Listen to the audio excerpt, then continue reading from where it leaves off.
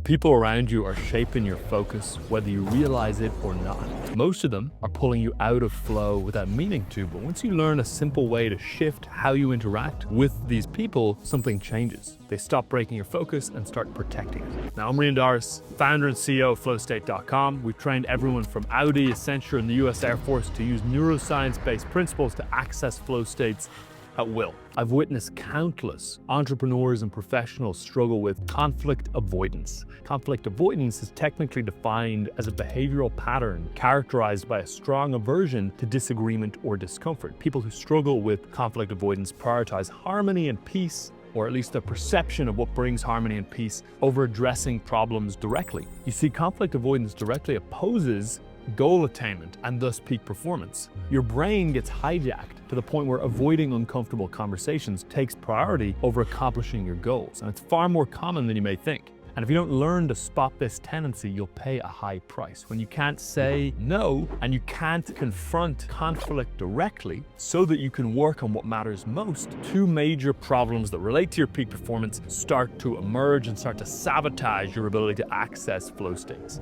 Now, flow is an optimal state of consciousness where humans feel and function at their best. And the inability to say no ends up being one of the main blockers to access to flow and the profound increases in productivity and performance that occur when in that state. For two key reasons, okay? First, your calendar becomes littered with what are known as calendar choke points. Those seemingly innocent 15, 20, 30-minute commitments that end up bending your entire day and kicking your consciousness out of whack, inhibiting your ability to immerse yourself deep in flow on big, hard, but impactful tasks. That quick coffee meeting doesn't just cost you 15 minutes, it fractures your attention before it happens as you anticipated and after it concludes as you try to regain focus and re-access flow state. This tanks your performance at the level of your calendar, but there's a second, more insidious reason not being able to say no blocks you from flow.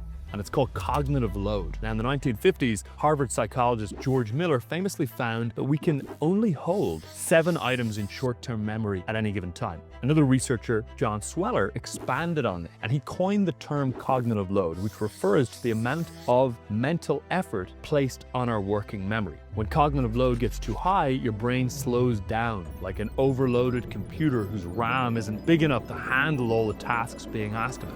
And you can simply think of cognitive load as just the amount of information you are attempting to hold in mind at any given time. Now, if your cognitive load is high, you can't get into flow. One of the key mechanisms for getting into flow is decreasing cognitive load. So increasing cognitive load is a huge flow blocker. And here's the thing, not saying no significantly increases our cognitive load. When you fudge your responses saying maybe when you mean no, or reluctantly agreeing to something you don't want to do, you create open loops in your mind that drain mental resources and boost cognitive load. Avoiding confrontation leaves an unresolved social thread, activating your brain's default mode network, the system responsible for self-referential thinking and rumination, which is the opposite of the decrease in self-consciousness and the immersion that we get when in a flow state.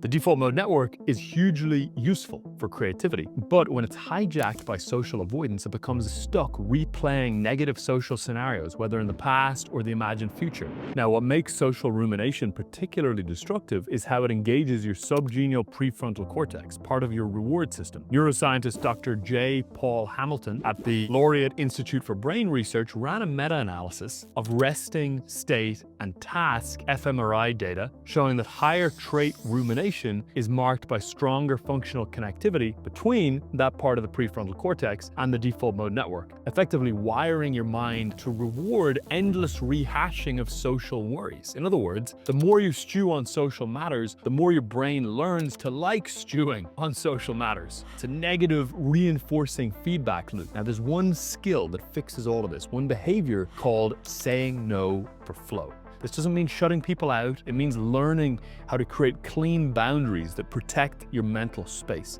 so that your energy stops leaking and starts channeling toward your most important goals. You just need to have a script, a policy, and a checklist to say no for flow in a way that protects your focus and preserves relationships. The first step is the social rumination purge. Instead of letting unresolved conversations hijack your brain, you force them into a system and clear them out. So the solution is simple. Purge the backlog of unspoken conversations looming on the periphery of your consciousness. There's a few steps to do this. The first one is to identify the uncomfortable conversations you aren't having or haven't had but need to have. Write down every conversation you've been avoiding. These are the things you know you should address but haven't. It could be a difficult conversation with a colleague or an issue with a family member you've let slide. Anything that keeps surfacing in your mind counts. The second step is to script it out. When a conversation is weighing on you, your brain keeps running different versions of it in your head, trying to predict every possible outcome. This wastes mental energy. Instead of ruminating, write out exactly what you want to say,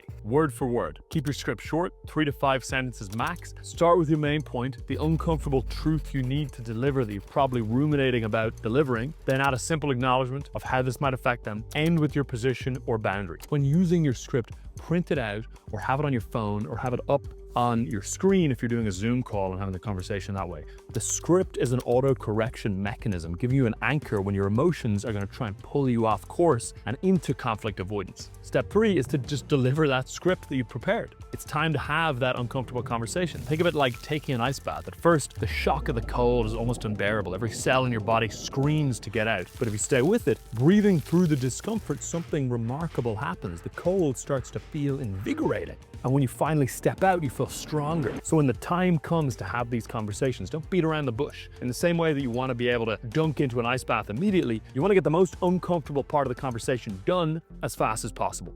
After basic pleasantries, you want to go into almost unconscious mode. Read the thing off the page like ripping a band-aid, get the words out and into their ears. It shows them that you're truly being candid and honest rather than window dressing the situation. In most cases, people generally prefer blunt honesty over waffling uncertainty. So even if you have to let someone go, for example, just say it directly. Don't ever do the feedback sandwich. That annoys people much more. When the moment you deliver an assertive no, you experience what neuroscientists call relief reward.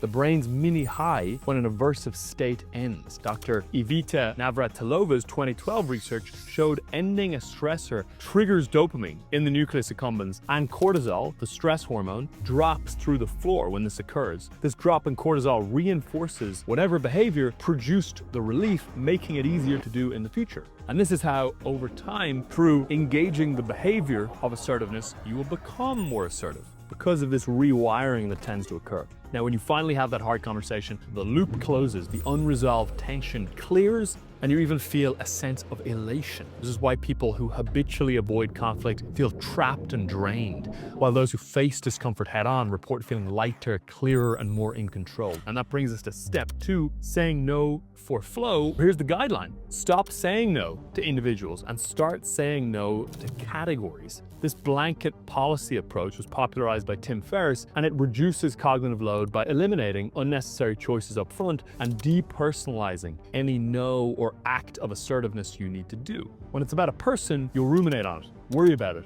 wonder about their motivations, when you'll see them again, what they'll think, your history with that person. However, all of that stuff goes away when you just decline categories. So create a policy for everything that you regularly have to say no to. For example, I have a policy: no podcasts or speaking engagements until my first book is finished. This clear boundary removes decision fatigue and awkwardness. My longtime business partner, Steven Kotler's rule is even simpler. I don't do blurbs for books and haven't done one since 2007. There's no declining of X, Y, or Z friend who's asking for a book and making a big emotional thing out of it. It's just something he just doesn't do. So here's how to deliver a flow no using the TSP formula. Thanks. You start with genuine gratitude. For example, thank you for thinking of me. Shortcoming, briefly explain your constraint. For example, I'm behind on my book deadline, or I'm overloaded at the moment. And then the P, state your policy. This is where you assert your boundary clearly. So I've paused all speaking commitments until my book is done. So putting it together, it may sound like, thanks for the invite. It sounds amazing. I appreciate you thinking of me. I'm deep in a book deadline and a little bit overwhelmed with it. And I'm holding off on all commitments to speaking engagements until the book is complete. Appreciate you thinking of me.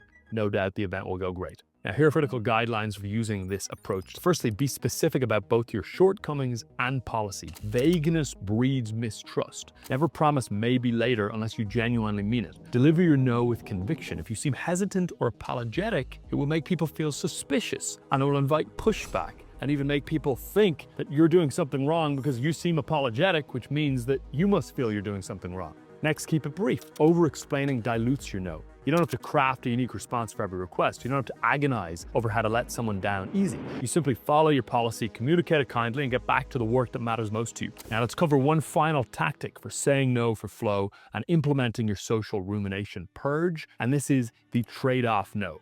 This is the type of no you'll use when saying no to a superior. Here's the process. Firstly, identify the trade-offs. Secondly, propose the options and consequences to whoever is asking this thing of you. And third, let whoever the superior person is choose. Let's say you're working on a product launch that's due by the end of the week, and your boss asks you to help build them a presentation from scratch for another project. You might say, no worries, I'm happy to do that. But if I do, I won't be able to finish parts of the launch, which will likely result in about 15% fewer sales. Would you like me to assist with the presentation and risk this decrease in sales? Or would you like me to continue focusing only on the product launch and maximize our chances at hitting our sales target?